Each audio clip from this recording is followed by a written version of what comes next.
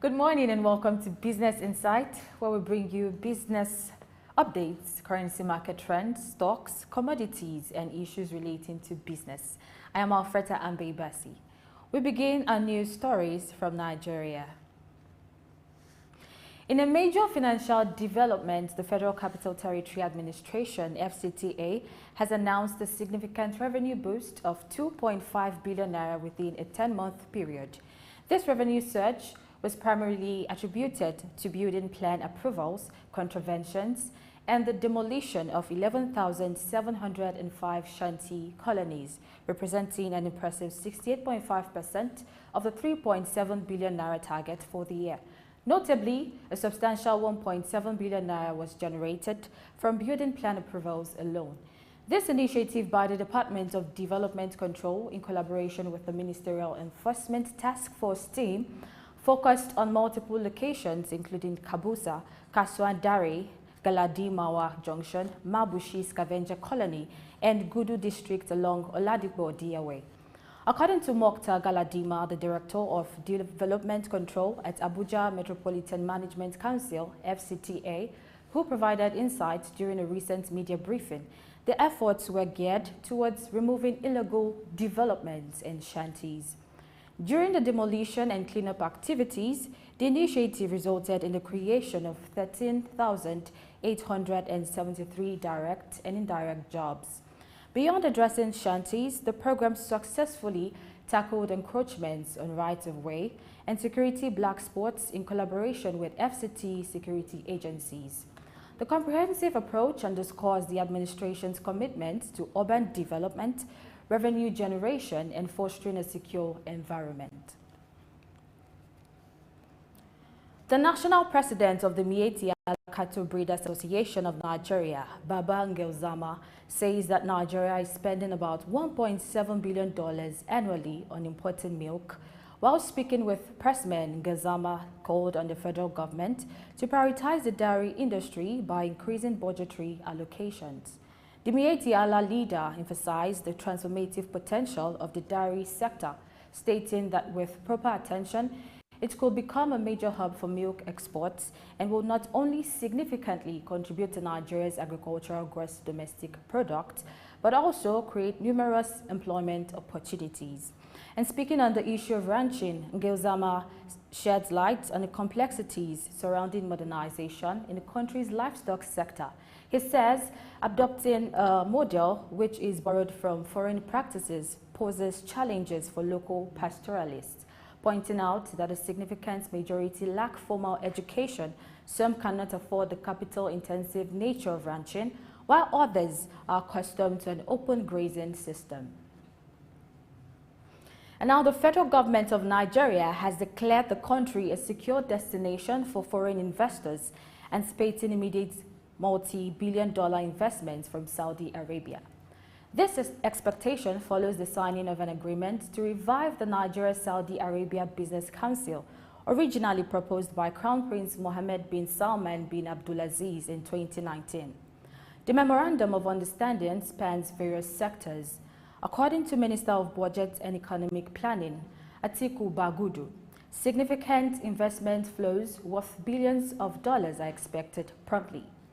Bagudu shared this optimism during a business roundtable in Riyadh. The recent strategic ties between Nigeria and Saudi Arabia encompasses commitments such as Saudi government investment in overhauling Nigeria's oil refineries and providing financial assistance for foreign exchange reforms. The Lagos International Trade Fair (LITF) bid farewell on November 12, 2023, with a grand finale at the Banquet Hall, Tafawa Balewa Square, TBS, Unicon, Lagos. The event, which coincided with Lagos State Day, themed Navigating Economic Challenges, Forging a Path to Prosperity, was organized by the Lagos Chamber of Commerce, Cooperatives, Trade and Investment under the Lagos State Government. The closing ceremony featured remarks from dignitaries, including the Lagos State Commissioner for Commerce, Cooperatives, Trade and Investment, Honorable Fola Shade Ambrose Medebem, the President of the Lagos Chamber of Commerce and Industry, LCCI, Dr. Michael Olawale Cole, and the President of Lekki Worldwide Investment Limited, Dr. Tunde Sholade. The governor of the Lagos State, Mr. Babajide Olushola Sanwo-Olu, represented by the state head of service, Mr. Olabode Agoro, delivered a speech aligning with the event's theme. The governor applauded the efforts of past and present LCCI presidents, underscoring the state government's commitment to MSMEs and expressed plans for continued support. The event also featured presentations of awards to dignitaries and organizations, cultural displays, and the issuance of certificates to outstanding businesses at the trade fair.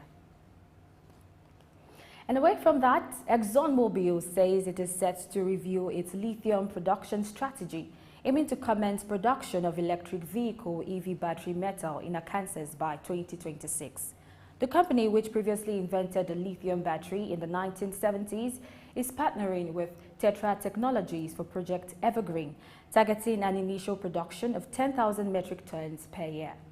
This production volume is said to be equivalent to the amount needed for 100,000 EV batteries. The company, it has been drilling wells in Arkansas to study lithium-rich brine deposits in the Smackover Formation, and that this move into lithium production aligns with the company's focus on new promising sectors amid pressure to reduce carbon emissions. And speaking on finance, hedge funds are making waves as global giants significantly increase their bearish positions to the highest level in nearly 5 years. The financial sector, particularly U.S. financial stocks, is experiencing the repercussions, witnessing the most substantial net selling in 7 weeks. The downturn is as a result of surge in short sales, contributing to a historical low in the long-short ratio, which has dropped below 1.7 times. Currently, hedge funds are maintaining a lighter position in financials, marking the lowest level since May 2020. This trend mirrors the challenges faced by bank shares throughout the year. The KBW Bank Index is down nearly 23% year-to-date, and S&P 500 Banks Index has experienced a significant decline of over 11.26%. The financial markets are navigating through unique times, and this recent development sheds light on the cautious stance adopted by hedge funds in response to the ongoing challenges in the banking sector. Investors globally will be closely monitoring these market dynamics in the weeks ahead. And in cinema, Marvel's latest superhero installment, The Marvels, have recorded the second lowest opening day gross in the Marvel Cinematic Universe MCU history, earning $21.5 million, although surpassing the 2008 release of The Incredible Hulk, falls behind Ant-Man without adjusting for inflation. With a budget of $220 million, the action sci-fi film's modest performance on its open day raises questions about its box office prospects. Projections suggest an opening weekend revenue between $47 million and $52 million, competing against films like Martin Scorsese's Killers of the Flower Moon and Five Nights at Freddy's. Despite its critical rating of 62% on Rotten Tomatoes, audience scores stand at 85%, indicating a potential disparity between critical assessments and audience reception. We'll take a short break and return with stock, commodities, and market trends. Stay tuned.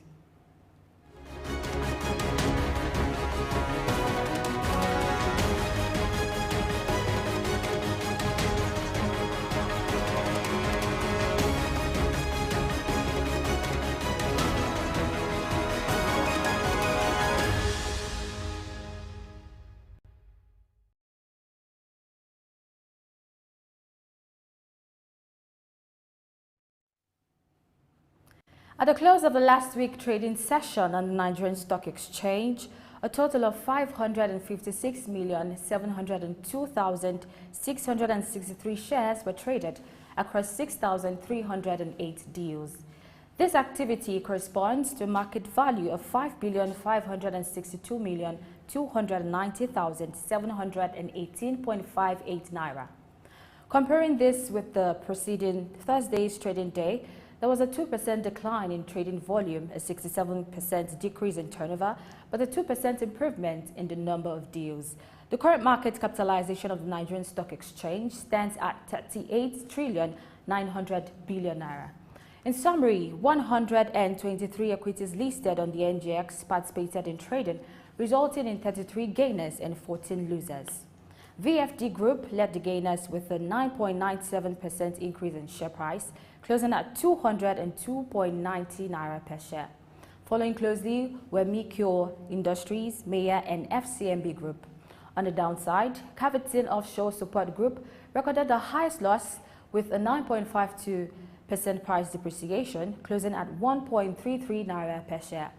This was followed by eTransact International, Cortex, and Fidelity Bank. The stock with the highest trading volume was J-Pole Gold and Ventures with 165 million shares traded, followed by Universal Insurance Company, United Bank for Africa, and FCMB Group. And at the conclusion of the most recent trading day on the Ghana Stock Exchange, GSE, a total of 15,205 and 56 shares were traded, equivalent to a market value of 54,519.27 Ghanaian cedi. In comparison to the preceding GSE trading day, today's data reveals a 77% decrease in trading volume and a 53% decrease in turnover. The current market capitalization of the Ghana Stock Exchange stands at 74.5 billion Ghanaian cedi. In the overall market activity, 14 equities listed on the GSE participated in trading. There were no gainers nor losers in this session. MTN Ghana recorded the highest trading volume with 7,475 shares traded, followed by Total Energies, Unilever Ghana, and Cowbank. And in the commodity market, wheat is priced at 576.00 US cents per unit. Gold is trading at 1,936.79 US dollars. Silver at 22.22 US dollars. Copper at 3.59 US dollars. And Brent crude oil is valued at 81.43 US dollars per barrel. And it's a wrap on the business news this morning. Grace Komalafe is waiting to walk you through the next phase of Business Insight. I'm afraid to stay with us.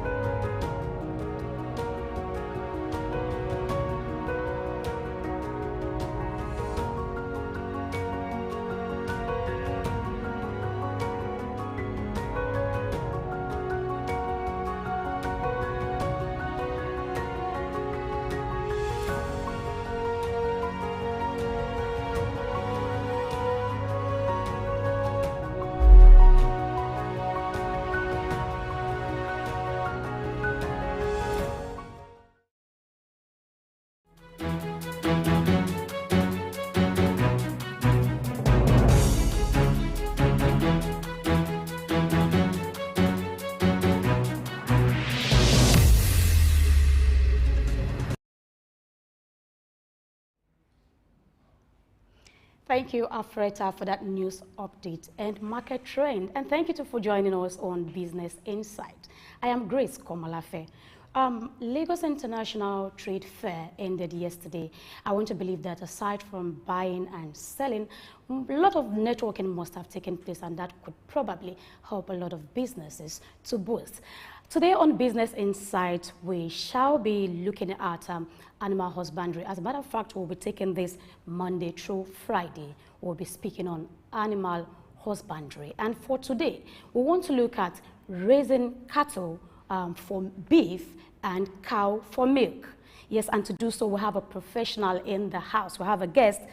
He will be joining us via Zoom, and as a person of Professor Oluwashola Agbede. Professor Oluwashola Agbede is a professor of agricultural biochemistry and nutrition since 2010, with a strong background in nutritional biochemistry, food science, and livestock product production. So, Professor Oluwashola Agbede, I want to believe you're on standby. Good morning.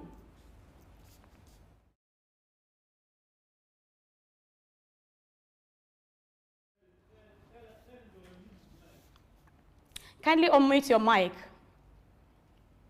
Can you hear me? Unmute your mic. Hello. Hello, good morning. Good morning, ma. How are you, ma? Show this morning.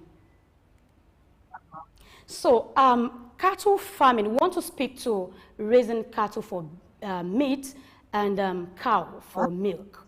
Also, we'll be looking at, I think, a particular area which you specialize, and that has to do with monogastric field management. We'll be speaking to that as well. So, but we know that cattle farming industry globally is very significant. It's got a lot of impact. Locally, it creates jobs, and of course, it's contributing to the country's GDP.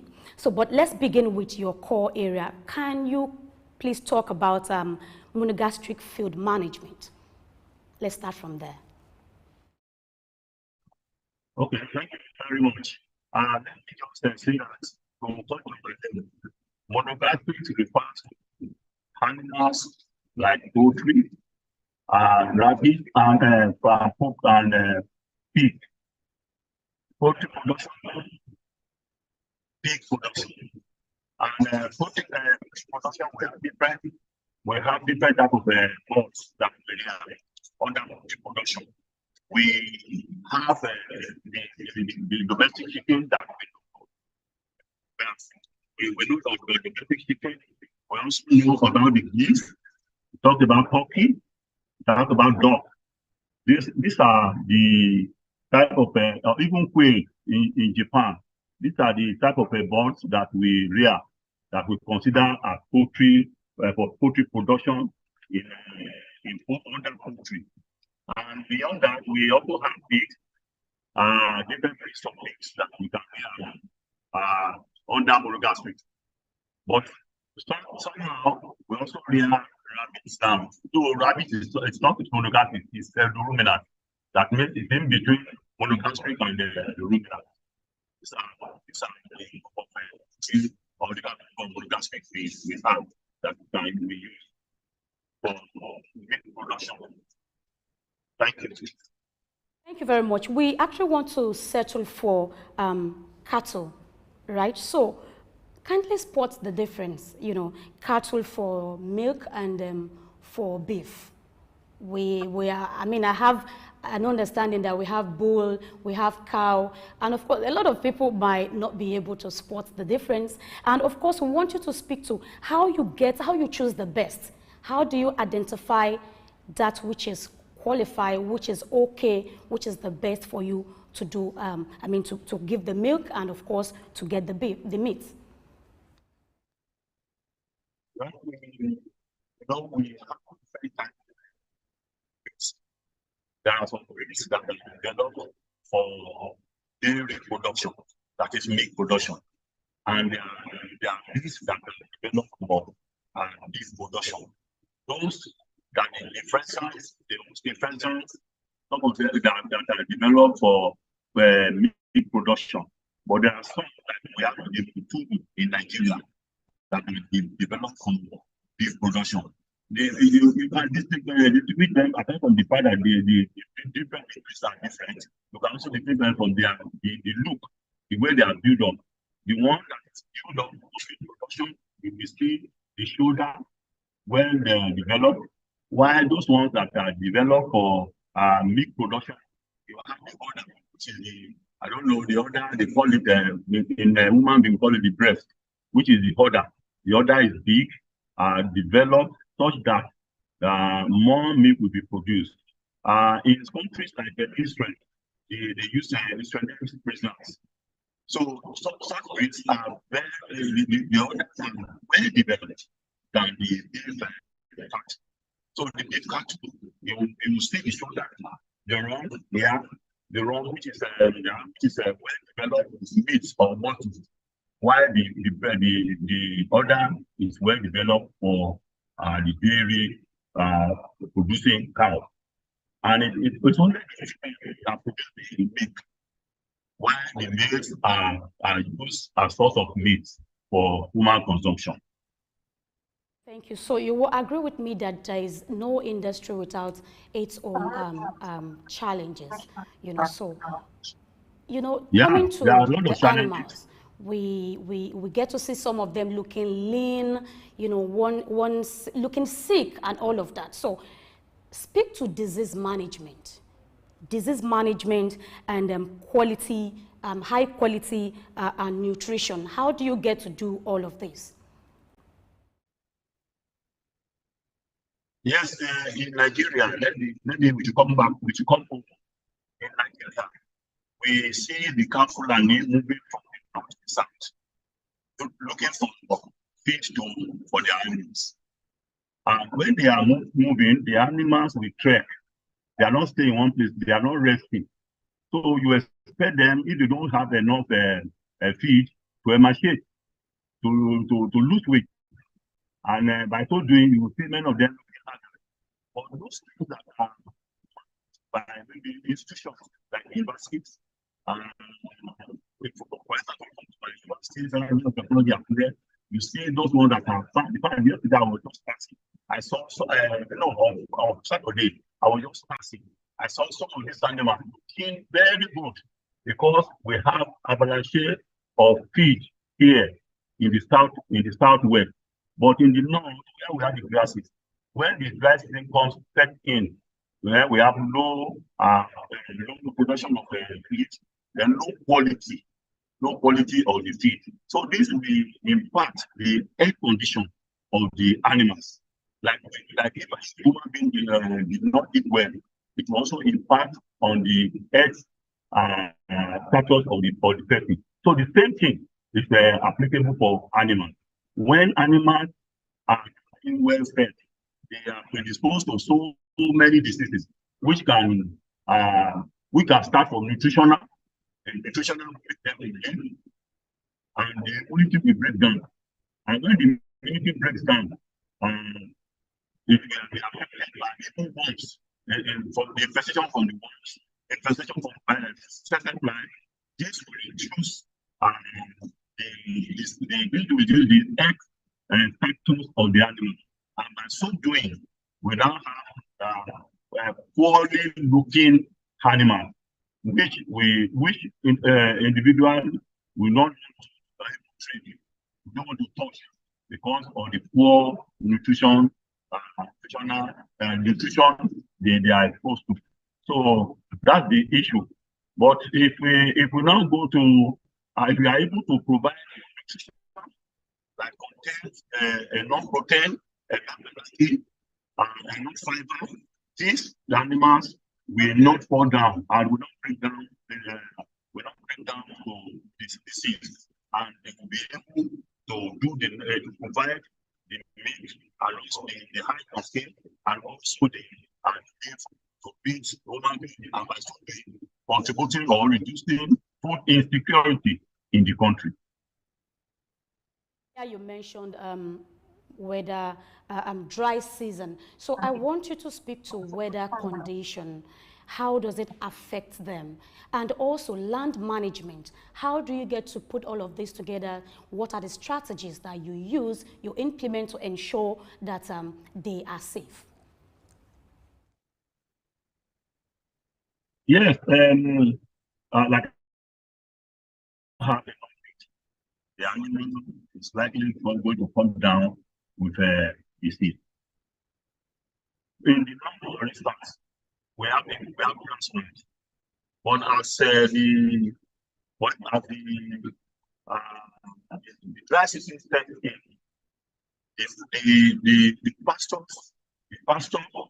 will wither, the dry it, and that will lead to poor quality and a very dried pasture, and the animal benefit so much from it, and that explains why the Fulani used to move to the south, where they perceive that they will be able to get enough heat for themselves. So, and now that we are talking about land management, what we now have now is a half-men farmers conflict. People, they are fighting because of inability to get feed.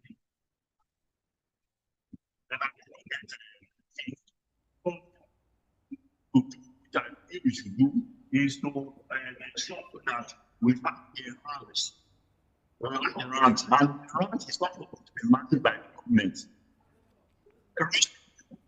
Around the farms, and from there they can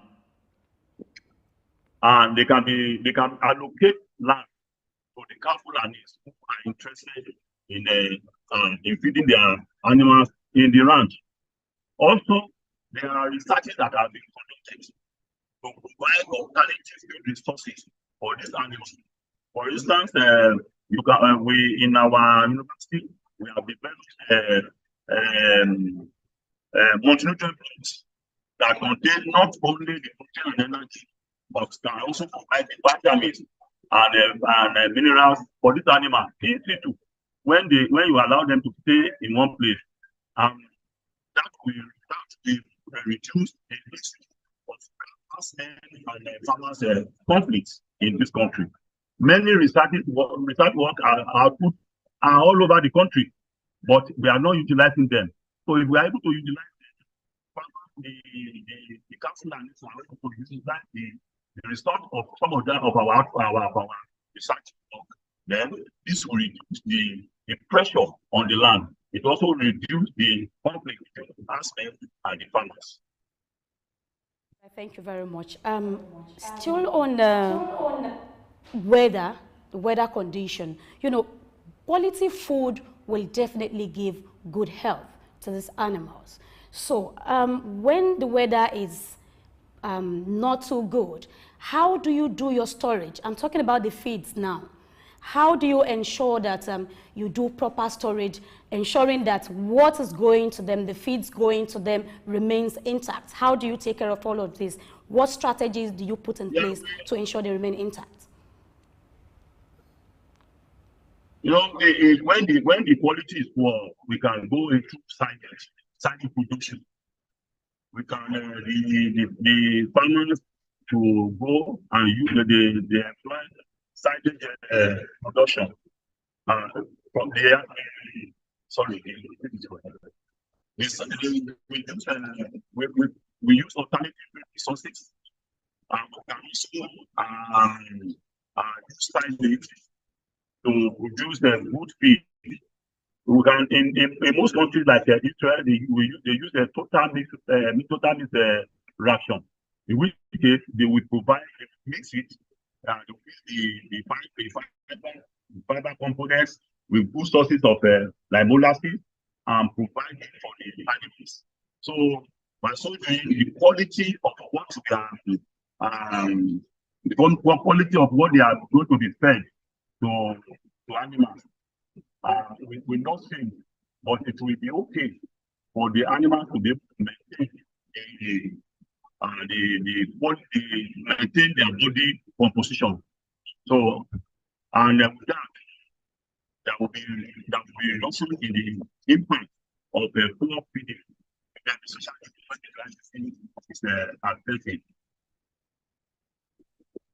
We talk about sustainable practices. We're actually speaking to balancing economic profitability. We're also speaking to environmental responsibility and social consideration. So how do you think how do you think this can be incorporated into cattle farming operations?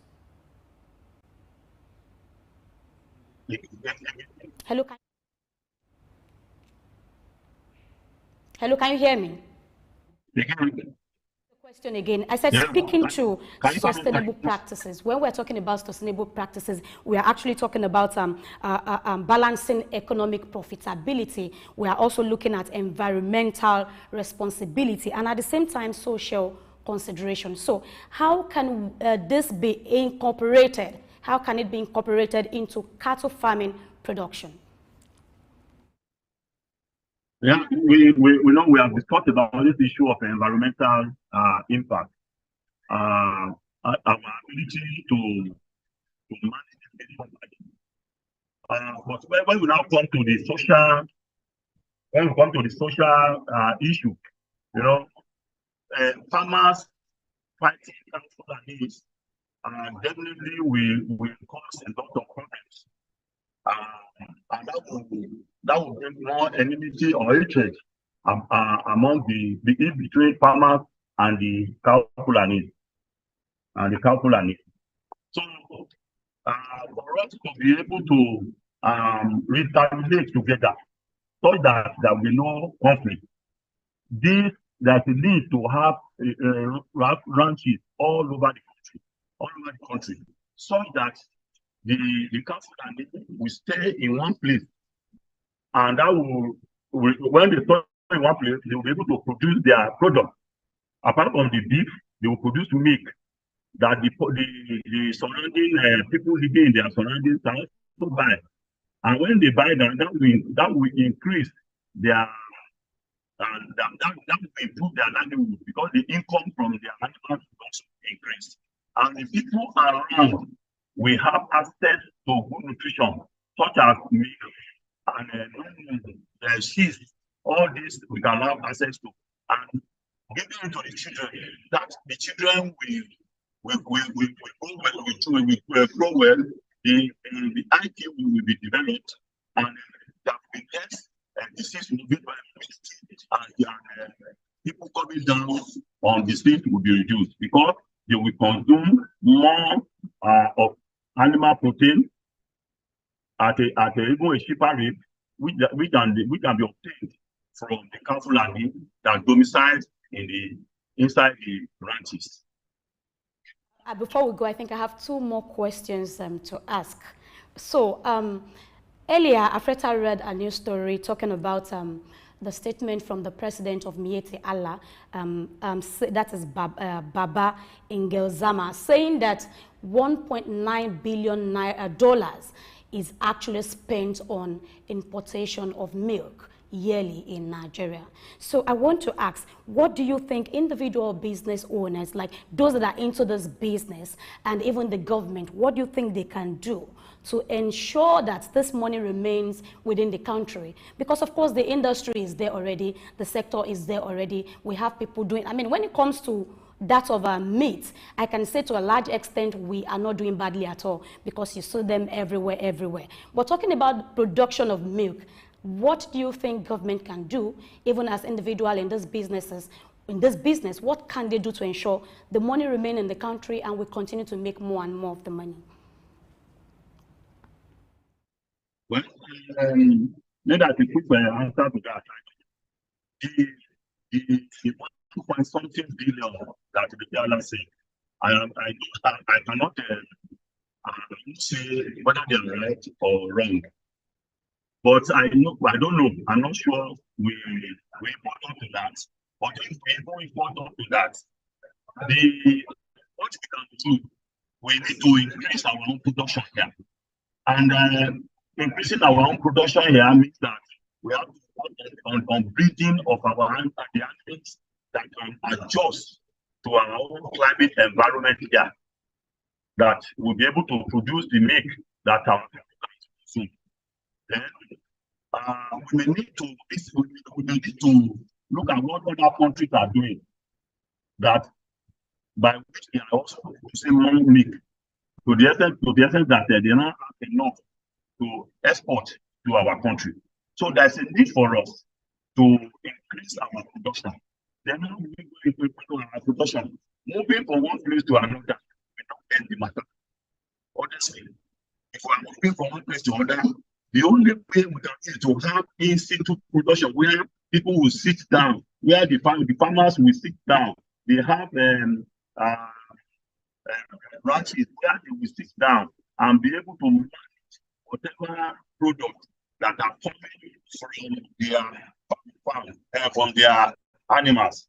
Otherwise, we will still be exporting, we will still be importing in that the 1 point something billion difference. We will still be importing up to that, because every day people are now aware of having the need to eat good food, drink good food, and milk is one of the complete food that human beings can consume and make the person to be healthy, especially for the growing ones and preschool children and the food, and also the nursing mother. So they need all this. But what we need to do is to ensure that we on our breed, the breed we have now cannot meet our condition. It's not it's not well developed such that the meat production can go as high as 10 to 15 liters per day. But in Israel, we have their own breeds can produce up to 50 liters per day. Even in the dry area, they can produce up to 50 liters per day. So we may need to bring people into we need to bring them to us, bring to our country, and forget about religion, so that we will be able to produce meat that will be sufficient for us. And by so doing, the money we are spending on the milk importation, we also reduce. Yes. All right. Thank you. So let me take this last question, if I can. So the world is changing, right? Technology is everywhere. What is the place of technological integration in cattle farming? Could you please tell us? Yes. One is breeding. We need to breed now. We need to breed the breed that will our own environment, that will be able to stay and do well in our environment. Then secondly, there is a need to even do more on the feed. The feed, we should be able technologically, we should be able to work on the quality of feed. We should be able to maybe we use AI, artificial intelligence. We will be able to incorporate so that we can produce large hectares of land. We will be able to do irrigation so that we will have enough feed, enough grain that we can use to feed our animals. So beyond that, I don't think there's any other technology we can do, because the one we are doing, we are only using hand milking here in Nigeria.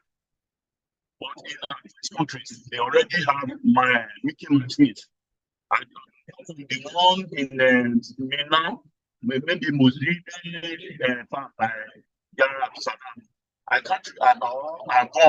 I don't think there's any farm around now that are using a milking machine to produce milk for almost in this country. Thank you, Professor Agbede. And before I let you go, I want to ask for someone that wants to go into such a business, be it at a very small scale or a very big one. What advice could you quickly give? Steps briefly. What can you say? Yes, honestly, livestock production generally is very profitable anywhere in the world. You remember that there's in the Bible. The man has so much of livestock. He has a cow, or sheep, in abundance. That says that he was the richest in the beginning. That time. So if you into dairy production. One thing that I know that the incentives they are doing is that they have cooperatives, which they call Kubik, and constructing the name. I think it's Kubik or so. They form cooperatives. So in which case individuals can have 5 cows, but people can have depending on the. All right, thank you very much, Professor Agbede. Because of our time, thank you so much. We appreciate you coming. Professor Agbede is a professor of agriculture, biochemistry, and nutrition. Once again, thank you for coming. Yes, and this is where we'll be calling it a wrap for on Business Insight for today. I remain Grace Komalafe. Until tomorrow, we'll be coming your way again, and I will bring in a different sector, a different area of animal husbandry. Do have a pleasant morning. Bye.